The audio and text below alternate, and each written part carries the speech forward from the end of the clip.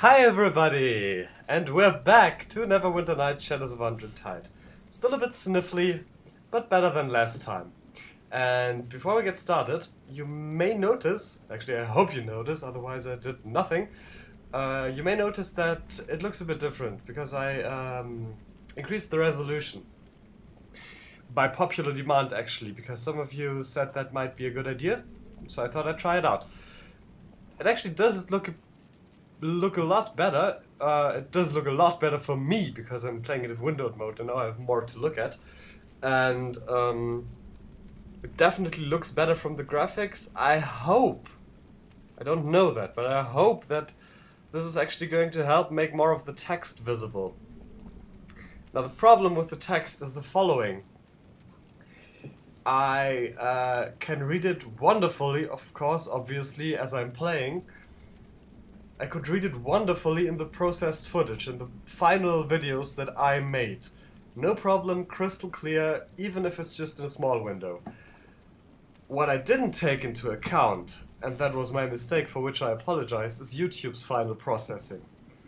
That made a bit of a problem there, because now it's gotten difficult to read the text, at least in the videos up till now, and I don't know, I hope not anymore, but maybe. In that case, I'm going to look for a different answer to this problem. Now, of course, I didn't realize that because it just started uploading a couple of days ago. So I just didn't take into account that YouTube processing would change things as well, and I apologize for that, I'm sorry, but all the more thanks to those people who brought it up. I'm very grateful for input like that, and please keep it coming. It's very, very much appreciated. Incidentally, because I started uploading, I of course got your other comments and messages about the Let's Play, and I just want to thank all of you because, like I figured, like I hoped actually, you're just amazing. You're awfully nice persons, and you're very, very supportive. You're being funny and interesting, and most of all, yeah, nice and supportive in your comments. And I just want to thank you for that. Now, to the actual game here. We are in the Hearst's home, in the Hearst farm actually. Goofuth and Dorna, who's accompanying him because he figured it's getting too dangerous out here, they spent the night here. Had a good time, I think. They like these people. Nathan Hurst, he's outside probably, minding his own business. He's a Grey Dwarf, a Dwergar, or Durgar. I don't know, it sounds odd saying Durgar because the umlaut, obviously it's normal for me, being a German native speaker. But usually, in my experience, words like that who are written like that aren't pronounced as umlauts, like Durgar, so not if they're of English origin. So I'm guessing it's Dwergar. I may be wrong on that. Correct me if you know better. Anyway. She's Tolly Hurst, she's his wife, a regular dwarf, and that's their daughter, Becca Hurst. And we rescued her from Rumgut, a hill giant who's taken her as his wife, which was interesting.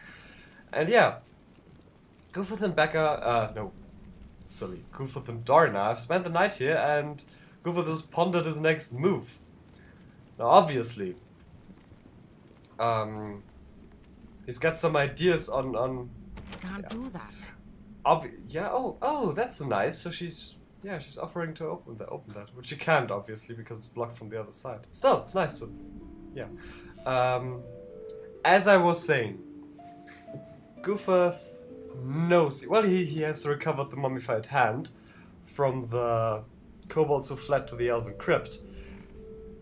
He knows that Deacon, a kobold bard of all things, who's hiding out in the ruins of Bloomberg.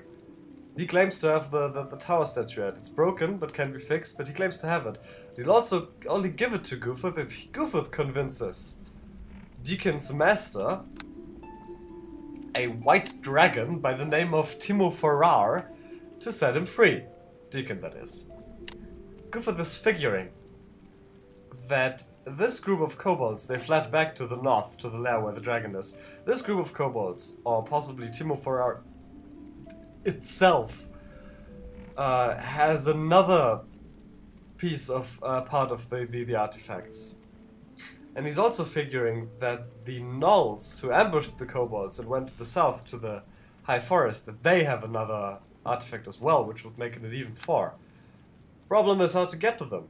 He's not too bothered about the gnolls. With Donna, I think he's convinced he can weed them out. But they're not going anywhere. I mean, he's been spending a lot of time in the high forest. He knows his way around there as a ranger. He knows where their caves are, or figures he knows the vague direction where they are. And he figures they're not going to go anywhere. So he's convinced himself that it's probably necessary to actually go ahead and then go look for that dragon.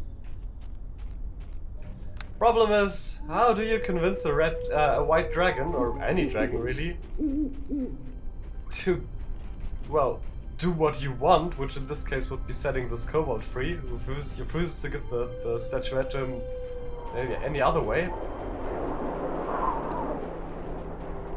The other problem is, how will he, if the dragon actually has another part of the artifacts, another one of the artifacts, how on earth is he going to get it to give it to him? I think he's talked it over with Donna and he's thought about it a lot. Yeah, in the Nether Mountains, that's where we need to go. And the best plan he's come up with so far, or the best 2 plans are, first, sneak in there and get it, but that doesn't solve the Deacon problem. Or secondly, somehow persuade the dragon to let Deacon go, which may be possible, and somehow they instigate some sort of kobold mutiny against the dragon. Although he finds it highly doubtful that the kobolds would mutiny against the dragon. And if they would, that it would be efficient. Anyway. I'm wondering. Interesting. So if Goofuth goes stealthy, Donna goes stealthy as well. Oh, it's not for now, but good to know.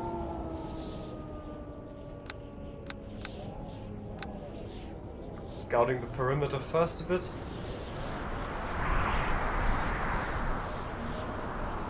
Stone walls here actually, which is odd, kind of a sign of civilization, which shouldn't be here.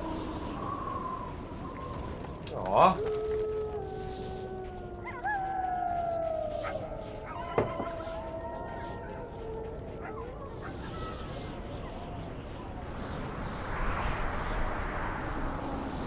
It actually looks like fortifications here. Maybe put up by the kobolds. There's a grizzly bear down there. Goofuth has had bad experiences with bears. He thought that black bear was his friend, but it wasn't. It killed him.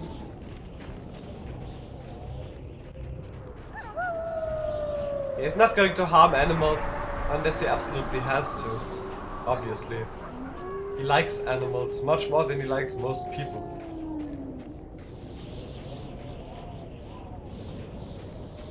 Oh! She doesn't even say anything. Oh yeah, because she said to not attack unless Goofuth attacks. I think under the circumstances we'd better change that.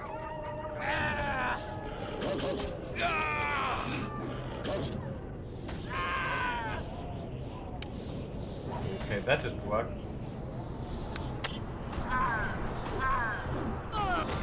Okay, Darna's gone, and we're soon as well. She's not dead though, she's, yeah, near death. Just laying on the ground.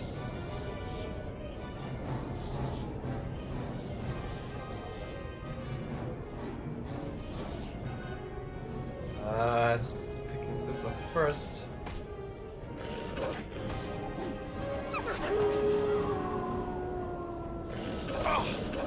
Oh, come on! Oh dear Lord. Oh. You know what's happening? Is Donna up again? It almost seems like it. Oh, well. I've been... As Donna fights in the background, I've been thinking about reloading and respawning. Now respawning does make the most sense, as I said the last time, because that's actually what the focus crystal would do. Ah, there's Donna. So, he didn't actually die, he was teleported back in the nick of time. Still going to count it as a death, of course, but yeah, you know what I mean. Well, that could have gone far better, couldn't it? I'm sorry I let you down. Yeah, I think he likes her too much to let her take the blame. No, apologize. I apologize for letting you fail. What? Oh, fall! I thought, that's odd, there's not a polite option in there. Yeah. Now the question is, can we have anybody teleport us back? Have you any news of the artifacts? No. We'll have to walk back there. But that's not too bad, we need supplies anyway. It might be a good idea to ask her about Timo Farrar. Timo Farrar, that does sound familiar. He's a young white dragon from the Nether Mountains, I believe. Relatively benign, as far as his kind can be, but very selfish. Is he the one that is behind the kobolds? That wouldn't make sense. Timo Farrar would want the artifacts for himself if you ever heard of them. But how did he hear of them? Timo Farrar is a potent beast, Goofuth, but he's no great wizard and not overly intelligent for a dragon. Goofuth likes to hear that. That means there's a good chance you can actually persuade him. Very odd. Your only recourse may be to find his lair in the Nether Mountains and learn more. You must be stealthy, however. Battling him would be your death. Well, he can be stealthy. Yeah, we found the tower statue in the possession of Deacon. And there's no other way to get it from him. Then you may have to help him, Goofuth. Hopefully what he wants isn't distasteful. Learned anything else? No. How's Drogon doing? Nothing new. Can you teleport me somewhere? Oh, she can! Alright, I think we're going to... Wait a second. Not at the moment. Goofuth does need supplies, but the teleporting is good. No! Don't close the door on me, Misha, that's rude.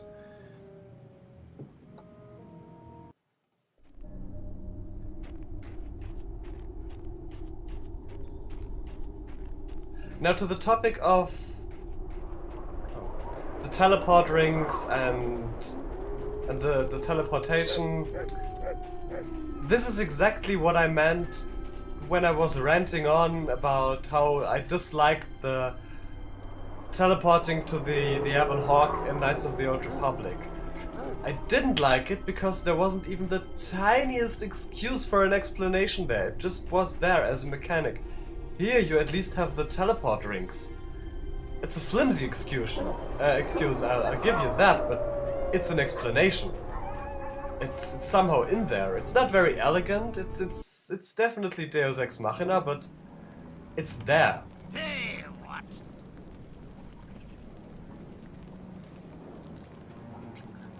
Do we have anything? Oh, that bear hide is worth a bit. Not much though.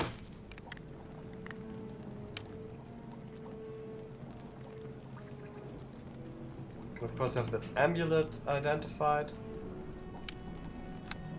Natural armor +1. That's actually way better than cold resistance.